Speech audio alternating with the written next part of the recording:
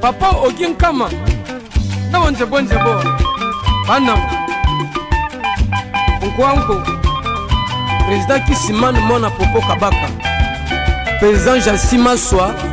Papa na David na Soraya.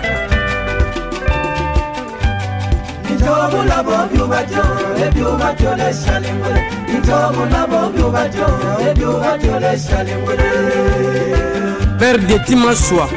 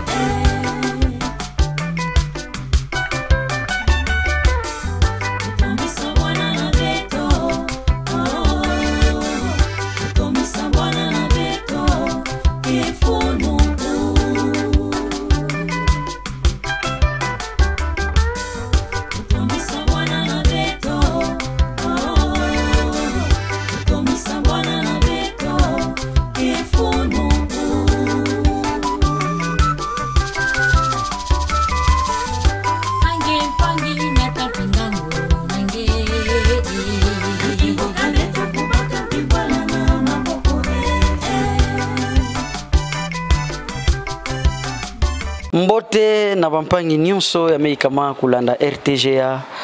Mbote na bampangi nyonso ya meikama kulanda émission Bwala na Beto. Bwala na Beto bubuke na lukumu. Sambu mepesa mosi mbuta na beto ya Bwala lukumu. Mbuta na beto ya Bwala ya mevanda muntu ya Nzambi. Mbuta na beto ya Bwala ya mevanda ya Beto Kibeni. Ya mesadila Nzambi. Na dibundo ya mosi gangaka mbuta ina mefuaka ntama depuis betva na colonisation kansi bubu beta kuisa kusonga beno nkimutindu bome honore mbuta ina na Bwala na betu Kongo na luzolo ya mfumu ya Bwala na luzola bampangi nandi yake bubu na luzingu ya kuzola vende histoire ya mbuta ina kukwenda na masa. Yo ina na minuta ke landa beta kuisa kusonga beno nani menwana sambu nanki ya menwana mpila ni mbuta na beta Bwala ala ver kubaka lukumu yandi ya mesala mingi sambu na Bwala na betu kansi na nsuka emission ya mpi muta pesa beno mwaninga fioti ya leki na mumosi Nestor Kinzamba yata kuisa kutuba sa ya kezola mpi ya sadila Bwala na beto bonso mutubeli na beto bonso député mbuta na mu Marc Benjamin Luyele be ke kuna nima betu dila mu fioti mwa nkunga ya mbuta na munu Marc Manesa ya mu kezola mingi kutoma ya Bwala na beto nkunga ina mumetu lompi na générique oke tuba mingi beta zoata ngutula yo nyonso jora beta yamba mbuta Marc Manesa na plateau émission Bwala na beto kansi bubu betula ntemo nkunga ina soke nkunga Nzambi bete bula masolo ya mutanzambi bubu nzilage nange sambu nzilage na beno na kutudila munu muyimbu ina ya kutoma ya Bwala na beto na nima bete futuka na kufula émission Bwala na beto ya bubu na Bwala na beto ya idiofaye makabu ya mutingu na mutingu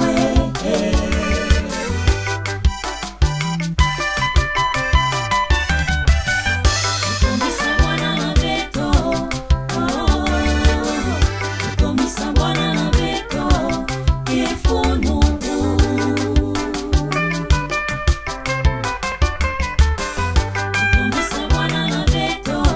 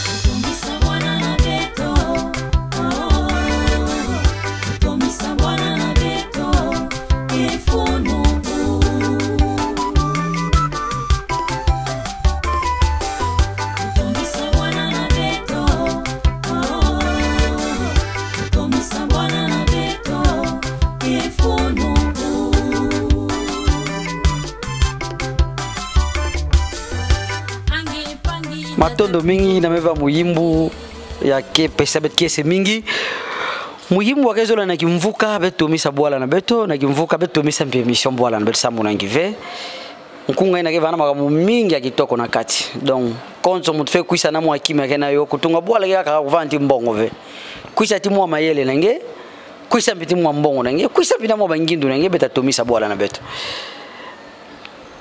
bete bula masolo bubu mpila mesonga be bumu ete invité ve na plateau bete bula masolo ya ketala décoration ya kusalamaka na mposo kuna na musée national ya mbuta na beto à la verre mbuta na beto Isidore Ndaiwel tapesa ba ntendula kitoko mais nani mesala ntene beto kuma na étape yayi muntu amesala na beto kuma na étape yayi kele mbuta na beto Dede Mopasa Lokobo momendi mane mbuta ke leader kabeme mona amefulisa bantu ke awa na mbanza Kinshasa kena kwilu ve kena bandundu ville ve kena yukwiti ve kena idiofa ve kena mokala ve kena bière ve bet ke awa na mbanza Kinshasa do bantu nyons mpila bome kuma sambuta Dede Mopasa metala sambuna nki bete vanda kaka kukumisa ba politicien samuna nki bete vanda kukumisa kaka ba musicien samuna nki belenda kukumisa ba ntsadi nzambe surtout ba ina menu wana samunde bwala na bete kokwena ntwala bete me bati ba leader mingi Dede Mopasa ke député ya vanda élu na territoire ya Idiofa na 2018 ya va vanda mingi na Lubumbashi cancer zola postulé na bwala nandi ame kuisa metala ame yula boge sala nkiki beni sambu muntu kuvanda décorer na chancellerie kuna ya kisika boge pesa bantu lukumu na ntoto mvimba kangeme salama kama bien na bwala botala na domaine nge nkingeme sala mbuta Dede sonika munkanda ya sonika mfumu bwala ya sonika la chancellerie ba mfumu nyonso aketala makambwina na nsi na betu botala kibeni botu étudier botane oui kulomba ya Dede Mopasa melomba ndebo pesa muntu ya lukumu nyonso ke na ndonga sambu nanki bolenda pesa ve Dede Mopasa mesala yo ya zinga ve na ntango ya mbuta yo kuvanda kuzaba mpive kana yani ya monandi me ame wa masulo ame zabande na bwala ke na bantu nkai fo pesa lukumu mémoire na bobenta mpila mbuta muntu professeur Ndaiwel tatubayo sana kibelenda pesa lukumu ve na bantu a modeli Dede menwana mesonika mpila mesonga beno ya mekuka kufukisa bantu yangeke mona ba gouverneur na beti ya Kwilu mekatuka kuna tiawa ba mfumu ya mpila na mpila ya Kinshasa mevanda ye population mekuisa na usonga ndi ya keleka muntu atame fois yake na bantu ne fe pesa ni lukumu Dede Mopasa bete pesa nge merci mbuta na beta bwala ye bete kuisa kubikisa nzila pana nde beta lentete nki mutindu ambiance ngo kuvanda bankunga ya église nande ya bika bankunga ya bantu me kuisa ya bwala bankunga mpi ya ntina beto nki mutindu événement kubanda nki mutindu ba mfumu mekota nki mutindu bo me décorandi medaina muntu kubakayo ke Willy Etunza le gouverneur ya province ya Kwilu beta kuisa kuwa nki bambuta nyonso metuba nki bokezola sambo na luzingu na beta ke kuisa na ndima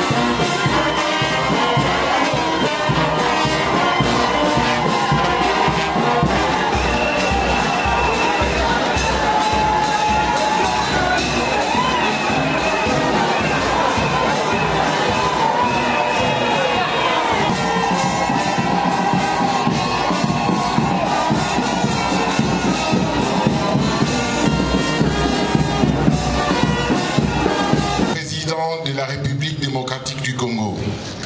Chef de l'État et grand chancelier des ordres nationaux, Son Excellence M. Félix Antoine Tshisekedi Tshilombo, et en vertu de pouvoirs qui nous sont conférés, nous vous décernons à titre posthume la médaille d'or du mérite civique pour vos bons et loyaux services rendus à la nation congolaise.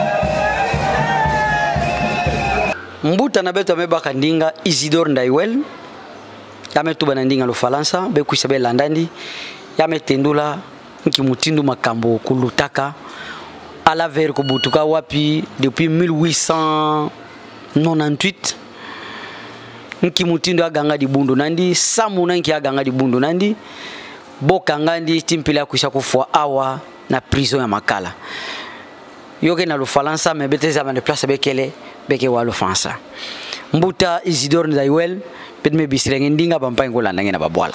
Cette cérémonie nous situe en réalité dans la longue histoire de résistance des populations congolaises à l'occupation coloniale. Une histoire qui devait continuer à être explorée et exploitée par les générations montantes afin que celles-ci en tirent des leçons face aux défis de notre temps. En effet, face aux méfaits et aux excès de la colonisation, les Congolais avaient opposé deux modes de résistance. Il s'agissait d'une part des révoltes des populations et d'autre part de l'enseignement contestataire des mouvements religieux jugés subversifs par le pouvoir colonial. C'est donc pour punir les révoltés et les leaders messianiques que le régime colonial avait instauré des prisons spéciales en plus du régime pénitentiaire classique. Ces prisons politiques étaient des formes d'exil avec femmes et enfants dans des camps de relégation appelés en abrégé des CARD, c'est-à-dire des centres d'amendement pour relégués dangereux. On ne parlera pas ici du traitement infligé aux adeptes de révolte. Signalons toutefois un cas lié à cette région du nord du territoire d'Idiofa. À cause du poids des corvées et autres travaux d'imposition, il y eut soulèvement de la population. Le chef médaillé en charge d'appliquer ces mesures coercitives fut assassiné en 1922. Il s'appelait Benoît Mabera. À la suite de cet incident malheureux, la répression fut sanglante dans toute la région. Le chef du village d'Oveke, où ce forfait avait eu lieu, fut arrêté et transféré dans le centre d'amendement pour relégués dangereux à Oshwe. À l'époque, le jeune Alaver a la vingtaine d'âge. Avait-il pris conscience que ces populations riveraines du Kasaï, du Bas-Kasaï, venaient de se signaler à l'autorité coloniale comme étant des populations belliqueuses et insoumises, comme l'attestent les rapports de la sûreté coloniale? Eh bien, il allait en être victime à son tour. Signalons que cette contrée faisait partie du territoire de Kamchalouboué, créé en 1913 comme subdivision du district du Kasaï, territoire qui en 1932 sera intégré au district du Kwango pour devenir 3 ans plus tard le territoire d'Idiofa. À la création des secteurs, pour éviter d'ailleurs d'autres ennuis, les Bangolis orientaux qui dépendaient exclusivement de leur chef à Koriyama furent subdivisés en 2. Un groupe fit partie du secteur Kapia, un autre du secteur Boulouane. L'action de Sanière à la Verre allait s'inscrire dans le cadre de la lutte messianique. Au début du XXe siècle, il existait déjà au Congo une extraordinaire floraison de mouvements religieux, à peu près comme de nos jours.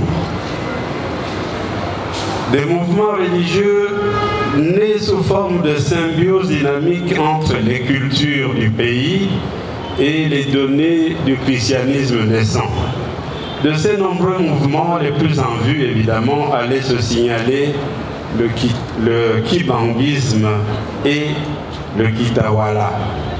Mais en réalité, ils furent bien plus nombreux, tous à la base du surgissement des prophètes qui combattaient la sorcellerie, guérissaient les malades, encadraient les populations et annonçaient la fin du règne des Blancs.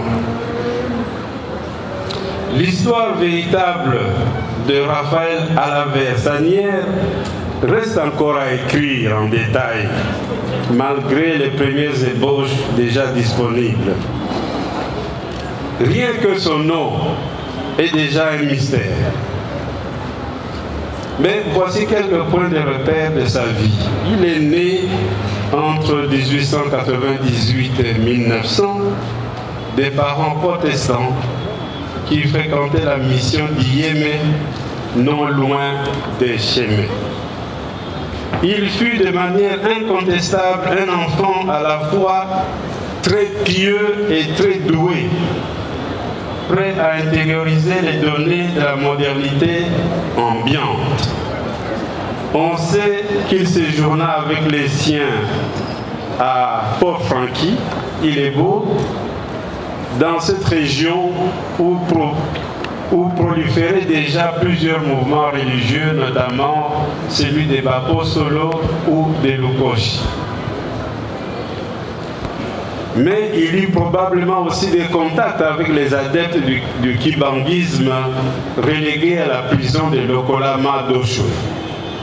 Car à partir du poste de Yugi, la circulation était si fréquente avec Oshwe, capitale de ce territoire de la province de Lac-Léopold II. En tout cas, Nyang Nyang, le chef d'Oveke, qui avait été relégué dans cette prison, atteste d'y avoir rencontré des adeptes du kibanguisme. Dans la région de Mangaï, Alaver s'illustra très tôt par son enseignement et ses exercices de délivrance de l'emprise de la sorcellerie. Son mouvement, qui au départ s'appelait Zamimalembe, se réclamait du Saint-Esprit, PV, qui, une fois évoqué, s'exprimait par des transes et par la glossolalie, ce qu'on appelle couramment le parler en langue. Le centre du mouvement était le village des Chémé, la Jérusalem de cette église qui avait des connexions évidentes avec ce qui s'est passé au Kasaï, où les adeptes étaient qualifiés de Benanzambi ou Malembe. Tout cela ne fut pas pour plaire à l'administration coloniale. À la suite de nombreuses tracasseries, l'agent territorial Ivan Rapp procéda à son arrestation en 1952. Il fut alors relégué à Kasongolunda, autre camp de relégation, et ne retrouva sa liberté qu'en 1959 dans le cadre de l'allègement général des mesures coercitives coloniales. C'est ainsi qu'il fut de retour dans la région de Mangaï. Contrairement à son aîné Simon Kimbangu, Alaver a donc eu la chance de survivre au régime de répression coloniale.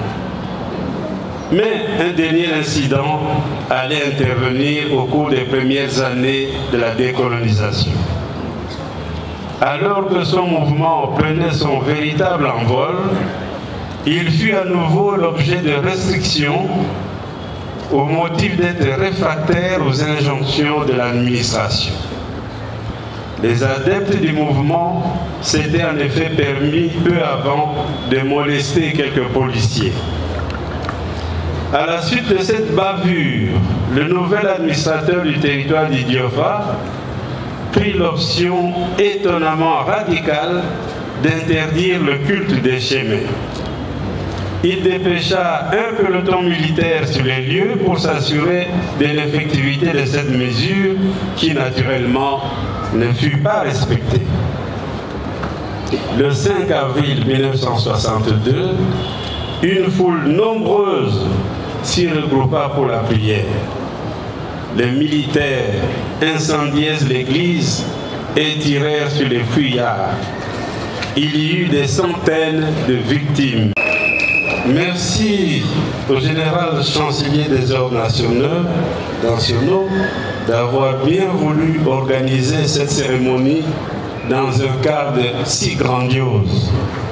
Merci aussi et surtout à l'honorable Dédé Mopassa d'avoir pris cette belle initiative.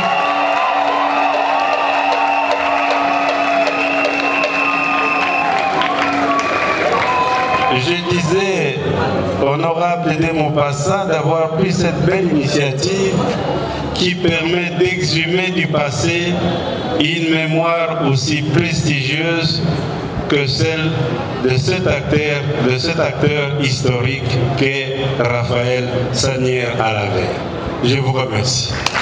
Matondo mingi mbuta ndaiwel bemelandani mbuta mayele mingi betfe kanina na bwala na beti baina mezi ngati baina mesala sabwala okwena ntwala pana bede kuisha kubaka bampanga utubana ndinga bwala be mosta landa bo bamfumu ya bwala bamfumu ya dibundu mama na beti mosi kena bamvula avanan kento ya prophète makila mekato kufwa yani pia pesa mwandinga nandi betala bedu futuka sa kwenda kubanza mission bwala na beto mono zina na mono Katalai Fazili Richard mumekwisawa na cadre ya célébration ya mérite ya prophète Sagnière dit Alaver songanzila tulanda.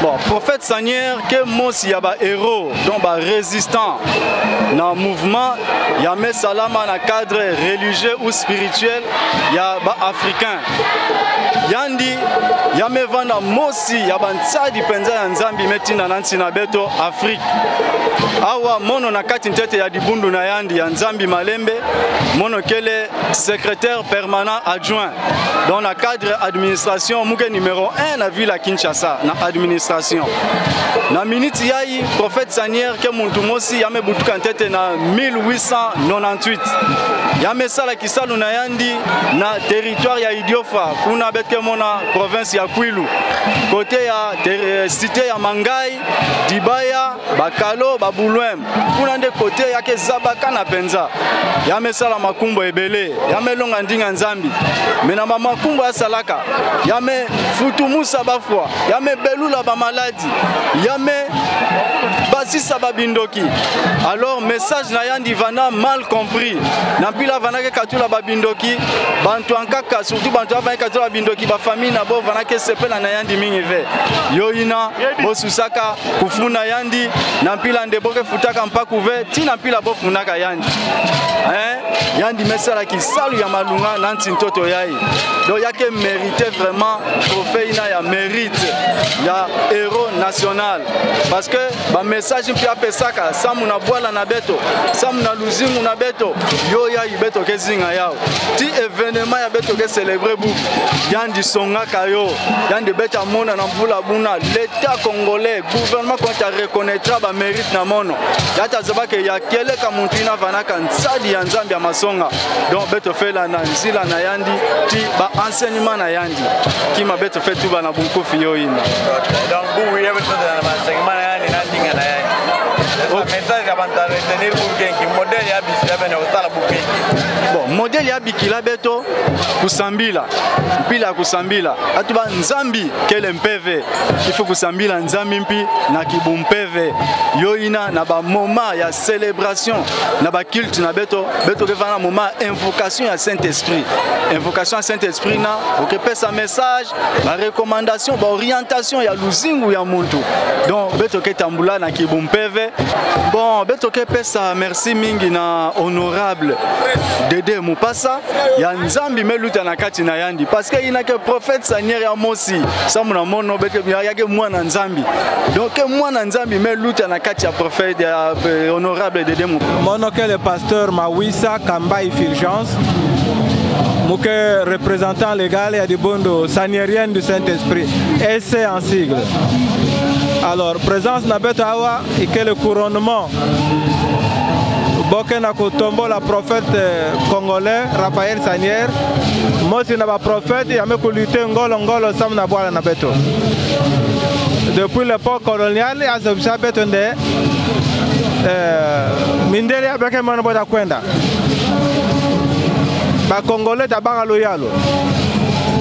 Alors yandi, bome kanga yandi, bome tina de prison en prison.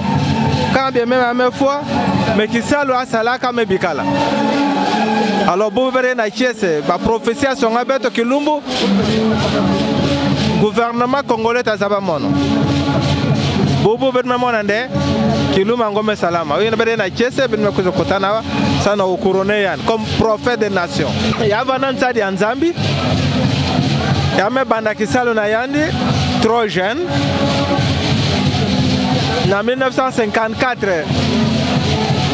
Bometina ya na relégation na Kasongolunda. Sambu na makame ya Nzambi. Yandi melonga bantu bisalo ya Nzambi. We bubu kele honorable Dede Mupasa comme parlementaire kuna kuta bogen osala loi. Samna honorer ba bantu yonso ameko lutter samna boal na bet. À l'occasion il y a tout là Kazina Raphaël, prophète Raphaël Sanière.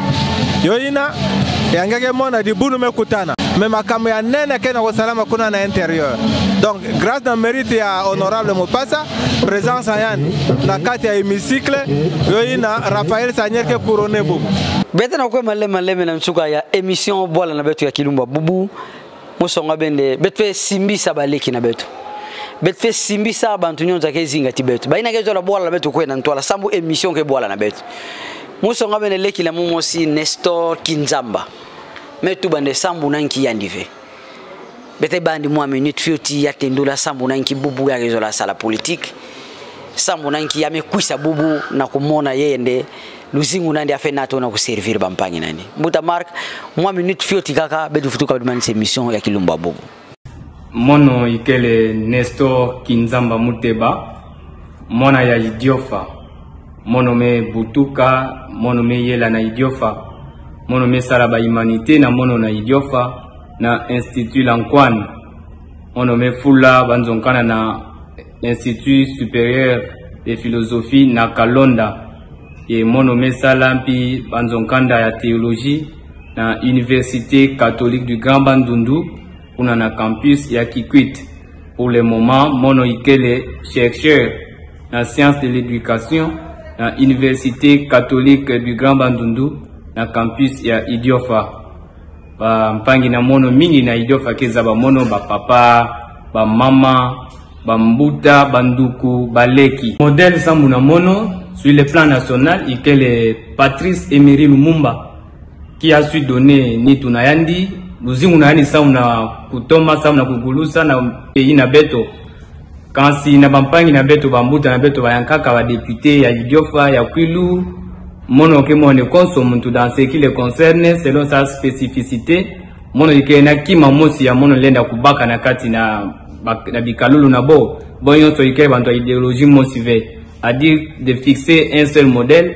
Pour moi jusque là je suis pas prêt mais muki tala na bonyonso yina ya mbote ya bomesala mukubaka yo le combat ya muke na kumene ikele ya ku autonomiser peuple ya Idiofa ya kunatila bo indépendance na changement ya mentalité ya mono kezola. Je ne verrai pas que beto ku continuer na kuvanda un peuple qui fait la course au don au cadeau, car comme je le dis souvent un peuple digne de ses noms et conscient de ses droits ne fait pas la course au don. Partout, on voit seulement don de tel, don du gouvernement. Nulle part que mon droit de peuple, droit, devoir du gouvernement, devoir de tel député. Alors j'aimerais être un envoyé que la population d'Idiofa doit envoyer et à qui je dois rendre compte de temps en temps. Donc la grande promesse que je pouvais faire à la communauté ou à la population d'Idiofa, Kelende, mono kezola kukuma ntadi nabo, et mono kuvana ntadi nabo ya bota tindaka. Mono lenda kutuba vende bokula ba député antama. Sambu c'est trop dire. Sambu bokele bantu, bomesadi la beto. Bomesala veka kamambi. Na bina yonso bomesala beto sampintete kuzaba kumona yina ya mbote ya bomesala. Décision toki yeka ya mponono ike na peuple. Population yo mosi tazaba nani ya bolenda kuvutudi la confiance, nani mpi ya bota katudi la confiance. C'est pas parce que beto ba jeune ke postulé de bambuta ke dia kana mfunu ve. En tant que jeune beto kele mpi na mfunu ya expérience na bo, ya ba accompagnement na bo. Mais décision ya kutuba ne bo kula bo, ya c'est pas moi, c'est à la population de décider. Qui est nabisika nyonso beme landa beto, qui est nabisika nyonso beme sepela, tiba ina me sepela vebe ka bampangi na munu.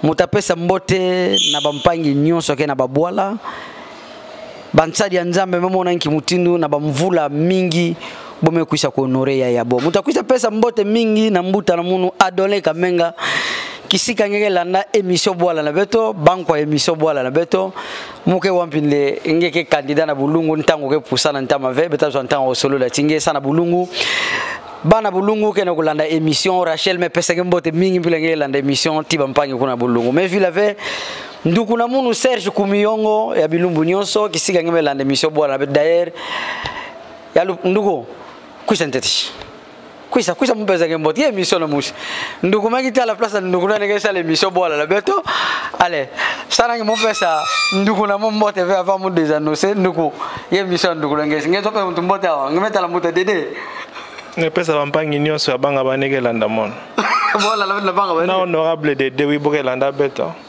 na TGA matondo ye nduku na mu Serge Kumiyongo mepesa mbote mingi mepesa matondo na mbuta marka metinda bizuzi na Benjamin Luyele mume vilave na kusonga bende na kilumbu ke kuisa na gizola ke kuisa beta yamba kana mbuta Benjamin Makamba kana yandi ve bantu nandi sabo mesongo munde bota kuisa na emission bwala na bebi kala mbote bet kutana tibeno na kizola ke kuisa kana ntango yoyei kaka mpina chaîne yoyei matondo mingi na benyo samela na emission bwala na bet na kilumbu bu.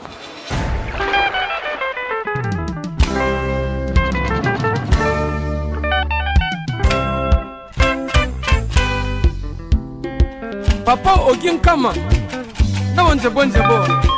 Panam Nkwanko Président Kisimane Mona Popo Kabaka Président Jassima Soa Papa na David na Soraya